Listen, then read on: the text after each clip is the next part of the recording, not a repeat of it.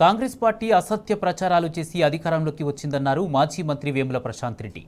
BRS ప్రభుత్వం పూర్తిగా అభివృద్ధిపై దృష్టి పెడితే కాంగ్రెస్ మాత్రం 2 ఏళ్ల ముందు నుంచే గోబెల్స్ ప్రచారానికి తెరలేపిందన్నారు.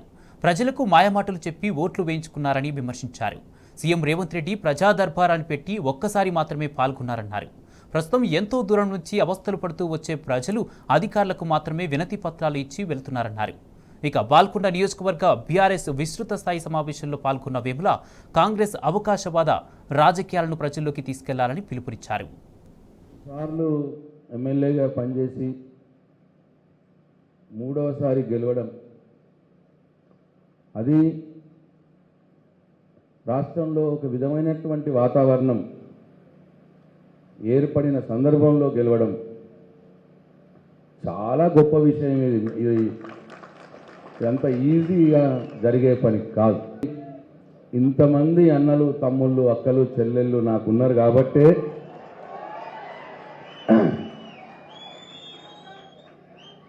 అవన్నిటినీ తట్టుకొని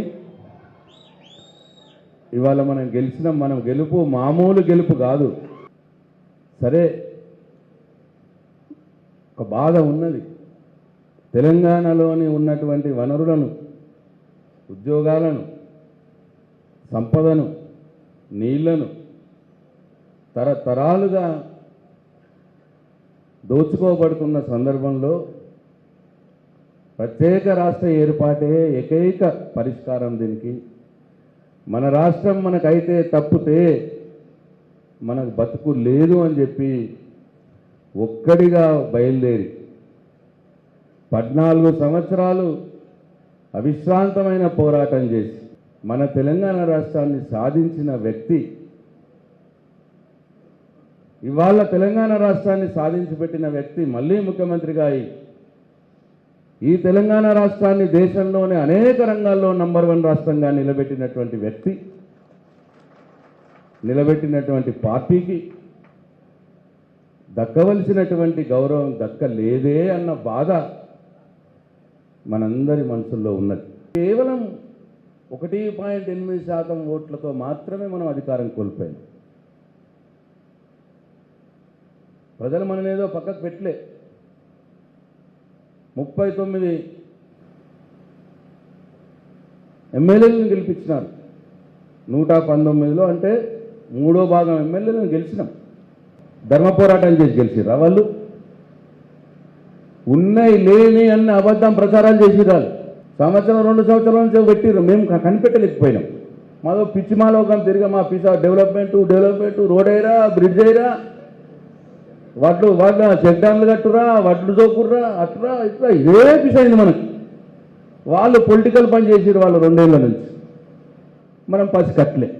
మా కేసీఆర్ సార్ కూడా ఏంత అభివృద్ధి జరుగుతుందిగా, జరగని అదే పనిలో పోయింది తప్పిస్తే వీళ్ళు గుంటకాల నక్కల్లాగా రెడీ ఉండి ఏం చేస్తున్నారో మనం పసికట్టలేకపోయాం. మనమే అనుకున్నాం ఏది పబ్లిక్ నమ్ముతారా, ఏవాడు పిచ్చోడు వాడికి అట్లనే ఊరుకుంటారులే అని మనం అనుకున్నాం. కానీ కొంతమంది నమ్మిరు, అబద్ధం ప్రచారం చేసిర్రు, ప్రజలు కొద్దిగా నమ్మిర్రు, గుద్దించుకున్నారు ఓట్లు. ఇప్పుడు కాదు అబద్ధం అన్నా ఏం లాభం? ఇట్లా జరిగింది. నిజము గడప దాటకన్నా మొదలే అబద్ధం ఊరంతా గుర్తొచ్చింది. అయిపోయింది. వచ్చినాక ఎట్లా చేస్తారు? ఇప్పుడు రోజు ప్రజల్ని కలుస్తా, ప్రజా దర్బారు పెడతా అనే డాంబికాలు కొట్టే పెట్టిండు.